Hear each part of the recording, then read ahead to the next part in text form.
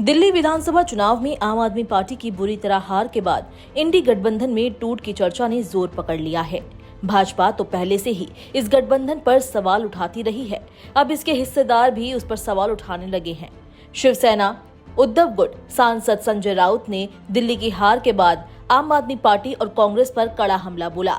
हालांकि राउत ने कहा कि इंडी गठबंधन है और भविष्य में भी रहेगा। ये दोनों की जिम्मेदारी है, सिर्फ कांग्रेस की जिम्मेदारी नहीं है। कांग्रेस एक राष्ट्रीय पार्टी है, उनके लोग भी चाहते होंगे कि हमारा भाई कोई दिल्ली प्रदेश में जगह हो, हमारी कोई सीटें यहां लड़ना चाहिए अस्तित्व के लिए।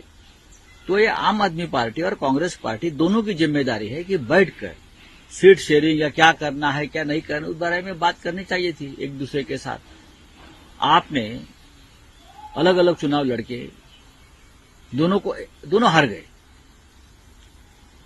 ये मुझे लगता है देश के साथ घात हुआ है, देश के साथ। उमर अब्दुल्ला जी का जो बयान है मैं उससे सहमत हूं। हम भी यही कहते रहे कि लड़ते रहो और मोदी जी को भाजपा को विजयी करते रहो। हम लड़ेंगे ये तो चाहते हैं बीजेपी, हम आपस में लड़ते रहे और उसका फायदा बीजेपी को हो। यह अगर ये ज्ञानी लोग समझते नहीं है, राजनीति के जो ज्ञानी लोग हैं सभी, चाहे केजरीवाल जी उनकी पार्टी हो चाहे कांग्रेस की पार्टी हो, अगर आपको आनंद होता है किसी को कि केजरीवाल जी हार गए या कांग्रेस को एक भी सीट नहीं मिली, खाता नहीं खुला, या अगर हम खुशी व्यक्त करते हैं तो ये लोकतंत्र के लिए अच्छी बात नहीं है। मैं बार बार कहूंगा कि उद्धव ठाकरे साहब का भी कहना है हमारे पार्टी के कि जब तक हम लड़ते रहेंगे तब तक हम तानाशाही का पराभव नहीं कर सकते, उनको हम पराजित नहीं कर सकते।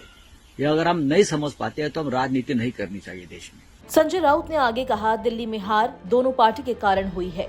ये आम आदमी पार्टी और कांग्रेस दोनों की जिम्मेदारी थी। उन्हें बैठकर सीट बंटवारे पर चर्चा करनी चाहिए थी, लेकिन दोनों ने अलग अलग चुनाव लड़ा और चुनाव हार गए। राउत ने यह भी कहा कि भाजपा चाहती है कि हम आपस में लड़ें। अगर हम इस बात से खुश हैं कि आप और कांग्रेस हार गए तो ये लोकतंत्र के लिए अच्छी बात नहीं है। राउत ने कहा कि जब तक हम आपस में लड़ेंगे तब तक हम तानाशाही को नहीं हरा सकते।